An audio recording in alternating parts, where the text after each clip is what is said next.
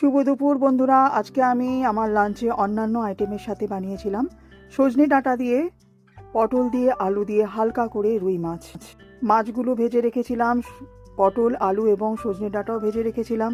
তারপরে কড়াইতে তেল দিয়ে পেঁয়াজ কুচি দিয়ে, আদা বাটা, জিরে বাটা, লঙ্কা, হলুদ দিয়ে ভালো করে কষিয়ে, একটু গরম মশলা দিয়ে ভালো করে নাড়িয়ে সবজিগুলো দিয়ে ভালো করে কষিয়ে নিয়ে উষ্ণ গরম জল দিয়ে দিয়েছিলাম পরিমাণ মতো। তারপরে সামান্য ধনে পাতা দিলেও হয়, না দিলেও হয়, আমি দিয়েছিলাম। দিয়ে মাছগুলো দিয়ে ঢেকে দিয়েছিলাম। এইভাবে আমার মাছের ঝোলটা রেডি হয়ে গেছে। আমি আমার হাজবেন্ডকে তো অলরেডি খেতে দিয়ে দিয়েছি, ও খেয়েও নিয়েছে, ও বলেছে ভালোই হয়েছে। যাই হোক, তোমরাও ট্রাই করতে পারো আমার এরকম সিম্পল একটা রেসিপি। হয়তো অনেকেই বানাও, কিন্তু আমি যেভাবে বানাই তোমাদের সঙ্গে একটু শেয়ার করলাম। তোমরা কারা কারা আমার মতো এরকম সজনে ডাঁটা, পটল এবং আলু দিয়ে মাছের ঝোল খেতে ভালোবাসো? ভিডিওটা কীরকম লাগলো অবশ্যই কিন্তু কমেন্ট করে জানিও, এবং ভালো লাগলে অবশ্যই শেয়ার করো। টাটা।